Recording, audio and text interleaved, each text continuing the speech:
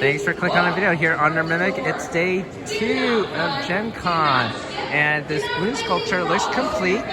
You can see the head of the sea serpent. This is for the game Ahoy, and there's a pirate ship here in the back. Looks like the sea serpent has entangled it. Some critters being captured by them, and the sea foam. Pretty cool looking. Here's a look at the crowd before the exhibit hall opens at 10 a.m. It's crowded. This is the booth for Forge, and they make wonderful terrain for dungeons. You see this elaborate setup here. I think there's some light underneath there. See these pillars glowing with some menace. Look at that portal, my man. Isn't that pretty cool? It's fantastic. Well, I'm sure it's quite. I'm sure this costs quite a bit of money to get everything that you see here. But who knows? Maybe it might be worth it. Here's the side view of the diorama. Looks like this has some crystals. It's really intriguing to see. Here are some smaller setups you can buy to add to your campaign. Wow, look at this one, Emma. This is pretty elaborate too. This looks a little bit more futuristic, right? Yeah. Look, smoke! Oh. Wow, I haven't seen a smoker. I think it's the 100mm Atlas crossing. How much do you think this costs, Emma? I don't know. Oh, look, smoke again! I've never actually used Like $1,000 at least. Let's take a look over here. But you still need it. And Of course you probably looks sick. It does. They have one open over there on display. Here's another train setup. Looks fantastical in nature. This could be futuristic. That looks a little bit alienish. Here we have a wonderful castle. Look at the people working on the castle, Emma. Working really hard.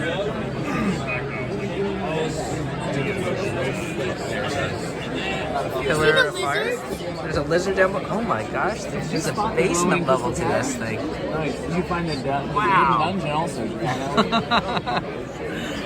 That is cool. I'm gonna go to the end and I'm gonna work my way in and out.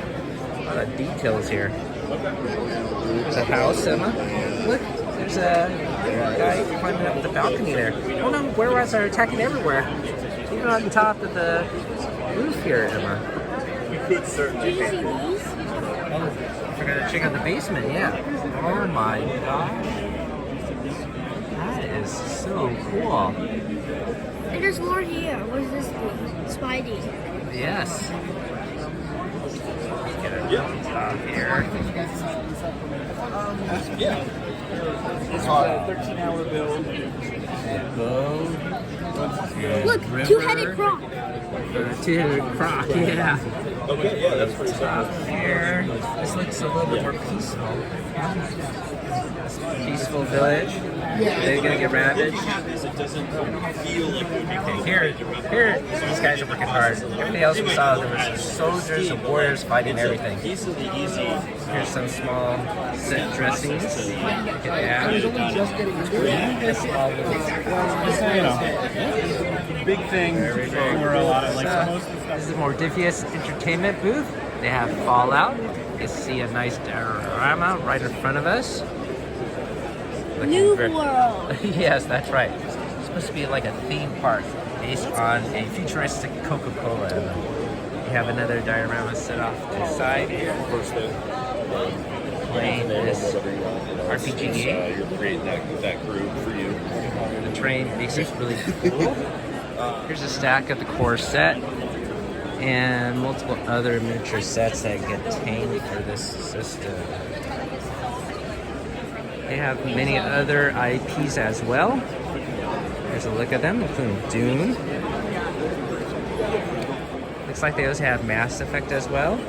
They even have Homeworld, which was a great PC game when it first came out.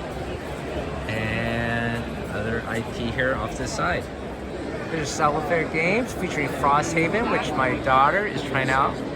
But it's actually the PC form of this board game. Yep, that's right. Go ahead, Emma.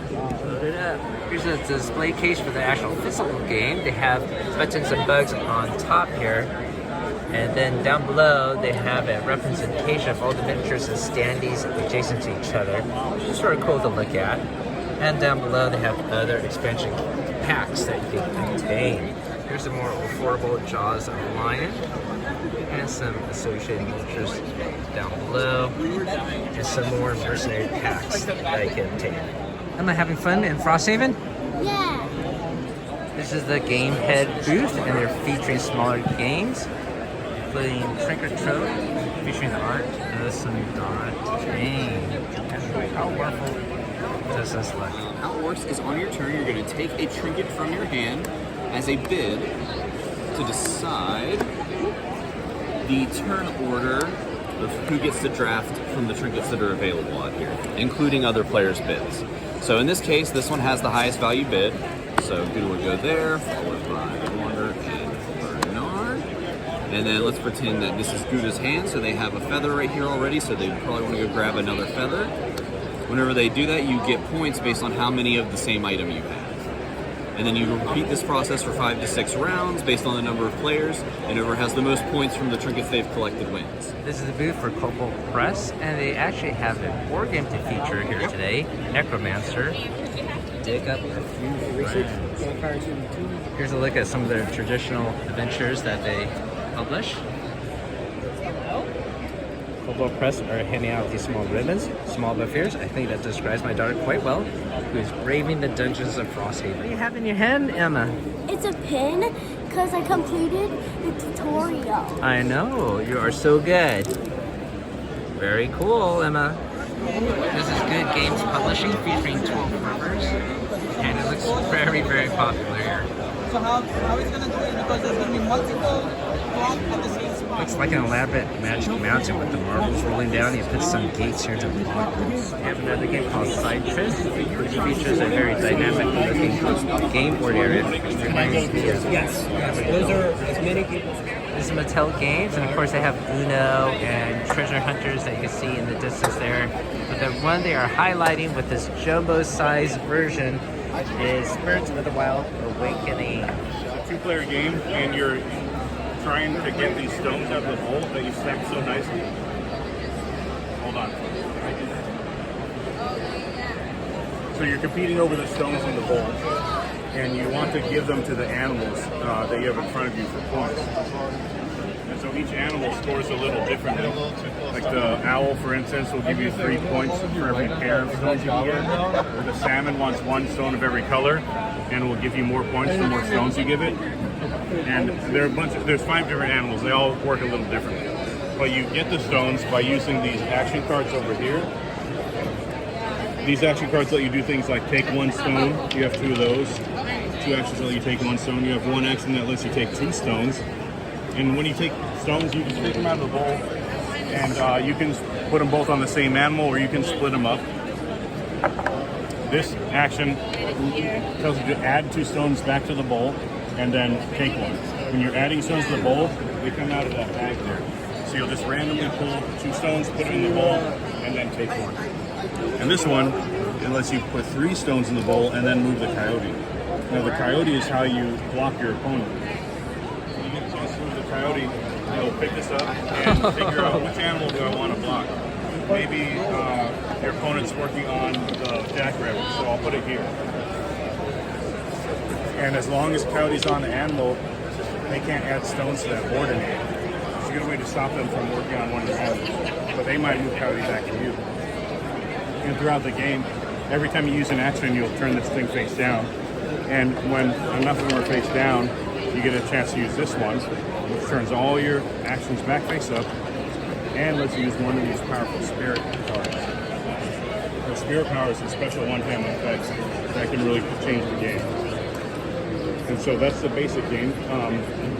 So what's the goal? To get all the points on your animals? Is that it? Yeah, you want to have more points than your opponent on these animal boards when the game ends. I'm gonna play Emma, picking up a stone. place it on your animal. Now Nice. you complete a Coyote's picture, so you can move Coyote to one of my That's animals. right. She has a coyote Simba there. She can use this coyote. God, I miss you. Oh my goodness. And you're gonna bring it over and block one of his animal cards. Which one will it be? The owl. Good job. Looks like my daughter's in the lead here, and she is playing against Nick, the designer of this game. Got quite a crowd watching us play.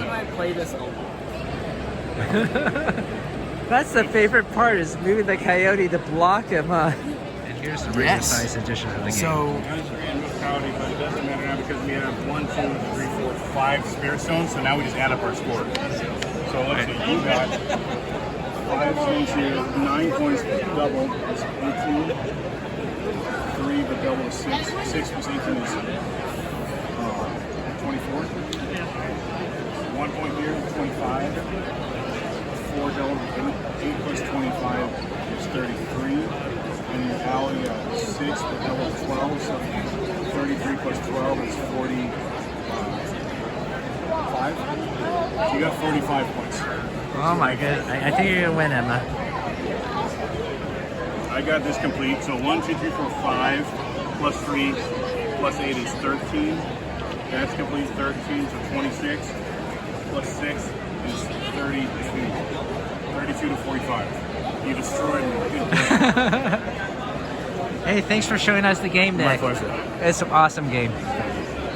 Did you have fun, Emma? Yeah. Yeah, what was your favorite animal or part of this game? Coyote. The coyote, of course. Yeah. Yeah, this is a cool play piece, and it's even better when it's 10 times larger. Welcome to the channel where we mention multiple nerdy things, from board games to Dungeons and Dragons, comic books to toys, video games on Saturdays, and gamer snacks on Sundays. We also do monthly giveaways, and this is our current giveaway for the awesome month of August. It's Super Fantasy Brawl board game and unplayed copy. So I'll put a link down below how you can win this awesome prize. And if you're watching this from the future, I'm sorry you missed out. You can click our main channel page for our current giveaway. And if you do enjoy the video you're about to watch, hopefully consider hitting that like and subscribe. It's free to you, and it helps us out on the channel. Thank you for watching. This is Flying Dog Productions, and they are featuring their new sets, Cursed Tombs, as well as Hell Train. On the floor, they have so many tables set up for all the other various iterations of this game. They also have a paint and tape little section here to the booth. And look at these wonderful minis painted up to high standard. Emma, what miniature are you painting? I'm painting a serpent archer. Very cool. So it looks like they have Army Painter paints that are rebranded to say Shadow Brimstone. Army Painter does various IPs as well, like D&D and whatnot. But here she is working on a wet palette, so that helps thin down the thickness of the paint if she needs to. So this is her first time using a wet palette. There's a display case of more of the miniatures painted by professionals. They look quite spectacular. And of course, they have so many different expansion sets nowadays. Look at this underworld door. I use that for anything. Down here, we have the new Hell Train. Some more professionally painted miniatures. We have the Blue Pirates. Down below, some smaller expansion tokens. Then here is the new core set, Cursed Tombs. Let's take a closer look at these wonderful miniatures painted up. We do have this incoming. I don't know if we could get it painted as well as this, but let's hope so. Here's some more examples. This is from Swamps of Death. Okay, on the lock screen, swipe off to see if Play area. This is game. Here's Valley of the Serpent Kings. There's no to how to And access here is a wonderful play area for this. On this table, we're playing Gates of Valhalla. Here's some of the. He is throwing his stone at the Huskar. Here's some more examples of miniatures painted up to high standard for Shadows of the Brimstone. Very cool. This is the Magic booth, and they are featuring Halo Flashpoint. They are playing over here. This is Worms. I think it's even worse. here, you can end the game right here. Where is the target? We're here at Slugfest Games, which has Red Dragon in, but they also have a game called Positano, which is a village in Italy, right? Village in Italy, yes. All right, so how do you play this? Start the game, you have limitations on what you can build. You can build a 1-layer home on layer 1, a 2-story home on layer 2, a 3-story home, and a 4-story home on layers 3 and 4 respectively. And how you get these homes is you'll be bidding on these tiles you see in front of you. And how we bid on these tiles is every player has a bidding deck and a booster deck of cards. And you're gonna pick one of each from that deck. And when everyone is ready, you'll go 1, 2, 3, flip. And you're gonna add up your first line, which is bidding on the top row. Second line is gonna be the second row, third line, and so forth. So I've got a 64 here, 50 plus 14. I've got 66 here, 60 plus 6, so 66 wins versus 64. So I'm gonna grab the 1A tile for this guy. He's gonna grab 4B, and once all 4 tiles are gone, we go to the next row. And we have 24 here, and 56 here. I'm gonna grab the 5 group here, and so forth, so these are gone. And what these tiles are, they're nice stackable plastic. They're not made of cardboard. Nice and durable. And finally, the last one we're bidding on, 74 and 16, is I'm going to build, this is what you were going to build. The gold banner. Structure itself. Structure. The gold banner tells you what type of roof you're putting on your home. A gold roof is worth 3 points at the end of the game, a silver roof is 2, and a bronze roof is 1 point. Also what this tile I didn't does... realize they had different colors, so it's silver, bronze, gold. Yeah. You can upgrade a silver home to a gold with this tile as well. It's a nice helper for getting more points. And what this tile does is what this opponent used is it adds 2 to the limits, because I said it was a 1-story home limit on level 1. But adding 2, he's going to add 2 to his home, and he just sabotaged his opponent by blocking his view of the ocean. This was a 6-point home. 1, 2 times 3, 6. Whoops. It is now a 0-point home because he cannot see the ocean. Oh, yeah, that would suck in real estate, right? Red Dragon Inn is going strong. They have 11 expansions nowadays. And if you drop by the booth, they will give you this free promo card, Baby Mimics. How cool is that? This is Arcane Wonders, and they're featuring heavily Oz, the Dance of Love. Look at this game board, which features turning platforms. That looks pretty cool. This is Adam Apple Games, and they are featuring Planet Unknown, which features this Lazy Susan with the polygons on top there, and gonna place them on your grid of the planet. And they're meteors that can hit the planet and whatnot. They also have an expansion that just came out. This is Super Moon. Asmodee has a huge footprint here. The game they're featuring right in front is Zombicide White Death. You can see it right in front of me. We actually do have Black Plague and Green Horde in the library. We'll feature those over the next several months. And maybe we'll have to pick up this one too eventually. Another game they're promoting heavily is Game of Hoth by Days of Wonder, which is under the Asmodee umbrella as well. You see Table Planet right now. Oh, you got it. Oh, you already You're in trouble. Very similar to number 44 as all right, I don't know what Battle. these words mean. Here's a display case for Star Wars Legion. You see some of the miniatures here in the case. An army of Imperials. And further down, some cards you can get. Here's a very cool diorama encased, showing off some of the units, some of the epic battles and adventures you can have. Here is another setup for an epic battle. And yet another dynamic epic battlefield. This is very cool. I like these trees. Can I give you this? Different Star Wars miniature games. This is Shadow Point. Oh, I'm sorry. all right. They also have Mandalorian Adventures as well as the new expansion Planet 2. It's the price of power. The price of the Star Wars Unlimited, new card game. Thanks for setting that back up. There's the associated decks and boxes that you can get for this game. Card sets down below. And booster packs. Arkham Horror is the other card game they have here. You can see some of the specialized cases you can get. Tokens, this is for Fatal. Some more cards and sleeves you can obtain. Some of the bigger combination campaigns and investigator packs you can get. So Femme Fatale is their new Zero pack this year. Let's screw it up. On this table here. I'll hear about it the rest of the day. Here's the actual pack in hand. All right, so now we're ready to go into the investigation phase. Description So of the story. one at a time you'll each go. Here they're playing Marvel Crisis Protocol on this wonderful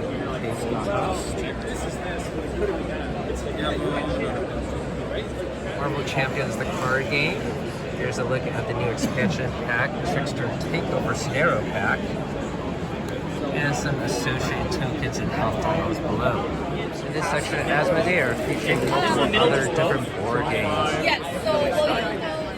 My daughter's still working on her Serpent Archer, putting a wash on it right now, right, Emma? It's bringing some depth to the golden scales there. It is now complete. It looks fantastic, Missy. Fantastic job. I love it. Above the exhibit hall, they have a place called Hang Out and Paint, where you could get instructions from professionals. Adjacent to it is a paint and take. So what miniature do you think they have here, Emma? Is he Space Marine. Space Marine again? Would you want to paint another Space Marine? No. They have not just Space Marines you can paint and take. They have multiple 28, other 29, miniatures and you 30 can over there. utilize. See if those are clean. Furniture, Emma. Would you I know like to 30 paint is. any furniture, maybe? Maybe. All right, yeah, looks Did y'all pretty want to cool. paint some minis with us? Here's some of the miniatures they have that are entered into the contest on site. There's some more wonderful miniatures painted to high standard that are entering the contest as well. You have a favorite, Emma, so far? Yeah, they're all quite fantastic. You each deserve their own time. Wow, I like this one. Look at the wings. There's some more. And they're quite a wonder to behold in person. I know skipping relatively fast, but filming in 4K, so you can pause the video if you need to. Here's some dioramas that are entering the contest. Oh, look at this one, Emma. It's Taco Bell. And this guy goes right away from the fire in his underpants. Got some Ninja Turtles there. Some other cool dioramas at the bottom here. Here are some armies entering the contest. Maybe I should get closer in so you can view these individual units.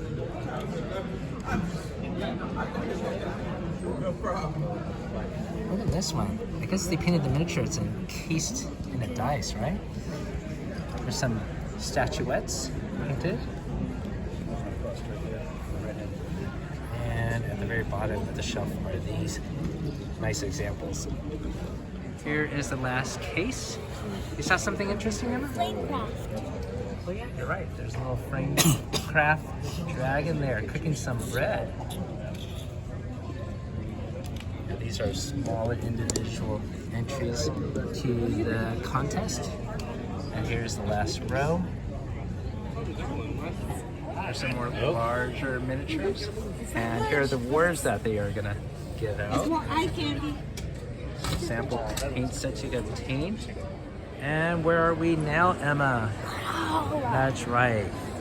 It has grown bigger and bigger. There are massive structures. Look at that one with the red cross. Yeah. Looks like a fortified city. It's amazing. Want to get down there, Emma? I want to destroy it. Well, they're going to destroy it Saturday night, and we will be here for that event. It's quite impressive. Yeah, Daddy, look, someone made a blue duck, see? A blue duck. On top of those jumbo cars. Oh, yeah, see? right there. He's That's wearing amazing. a little hat. Yeah, someone made also a rainbow pattern on this from building. With energy color. Very, very creative. People have a bunch of Bunch of free time. CGE has a room dedicated to all of their products. It's quite massive. Let's see what they got here. Some older games, some newer games, bigger games, and some smaller box games. Yeah, what do you find, Emma? Whoa, look at these finger puppets, right? They also have Lost Ruins of Arnak, and here's that new big storage chest that you can obtain to hold all of your expansions. Anything else special about it? Oh, it comes with these plastic covers for the trays here. Yes. Very cool. Here are the components for the storage solution, which does come with a new adventure as well. Here's a better look at the gaming tables and what games they're playing on these tables. Over here, they have the BIPOC Lounge, which I've never heard before, but I guess it stands for Black, Indigenous, and People of Color. So here, you can enter, get some snacks, and intermingle and play some games together. Just in case you need it, there is a quiet room, so you can get away from hustle and bustle down below of the exhibit room. There's also an open crafting room where you can work on your cosplay costume or weaponry. This is Robo Rally, the giant version with actual robots they are utilizing. Very exciting looking. This room you can find some upcoming crowdfunding games. This is the launch boom. In this room could be a game tester for an upcoming game. We've done this before last year, and maybe we'll find some time to fit in a trial today as well. You can see the components and cards for most of the games are in prototype form. They're very basic looking. Here's another example of simple standees and a blank game board. Here's a display case for Brother Ice Game featuring Stormlight by Brandon Sanderson. We got Boss Monster underneath, adult rules, and some bags you could get. Dragon Shield display case is now full, showing off some card sleeves, as well as player mats and other accessories you can obtain to enhance your tabletop presence. There are many games being played on the convention floor, including this one here, which apparently is Kingdom Death Monsters, the 48-hour game. At this little side booth, they have some cute little stuffies. Yeah, chicken nuggets, how to feed your dragon with chicken nuggets. Yum, yum, yum, yum, yum, yum, yum, yum, yum. They have Steve Jackson Games, and in their booth, they're featuring very heavily the Munchkin Big Box. The course is stylized after the red box of Dungeons & Dragons. We'll flip it to the back here, and yes, over 700 cards in this massive box. Emma, do you think you could outwit me in Munchkin here? Maybe. I think you could for sure, right? Cheaters always win. Cheaters always win. There's a new Lego game called Brick Like This, and this is what it looks like. You have some cards with different patterns on them. And you can grab your bricks and place them on them to make the appropriate pattern within the time limit. Here's the Catan booth. They have a large footprint on the showroom floor, featuring, of course, Catan going strong after many, many decades, and various different iterations I can get. Here's a look at other Sushi Catan games and accessories. Yeah, you're very excited to get your Catan ribbon, right, Emma? Yes. Alright, so this is the newest expansion, Traders and Barbarians. Here's a look at some of the components. This is the fishing module. Here's the new core set, New Energies. I suppose it's set in the future, right? And you got another ribbon here. No wheat means defeat. Uh-oh. Here's a new detective game called Dying Message. Hey, Hotshot Detective, the case is all yours. At first I thought it said Dying Massage. It's actually Dying Message. Here's a little quick play instructions sheet. But over here, we have an interesting board with some photos of players that have perished while playing. Here's a game in progress. This is Leader Games, and they're featuring Ahoy very heavily. That's because this new expansion set, Fang and Fortune. Here is some of the artwork, and I guess the other new expansion they have coming out at the same time is Rivals and Renegades.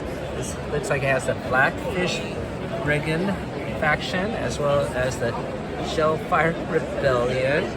And for Fang and Fortune, looks like they have the Coral Cap Pirates, as well as the Leviathan, which sounds very intriguing. Here are the wooden meeples for the Leviathan. And where is his head? Does he have a head? Right. Oh, Right, this guy right here. There you go. How epic is that? They also have a new upgrade pack. This is for the base game with meeples with a silk screen on them and metallic tokens for the money. They look pretty fantastic and feel nice and hefty. They also have a new treasure pack you could get for your board game. Despite the picture, there's not a mimic, but he looks very happy with his own treasure though. This is Monstrosity.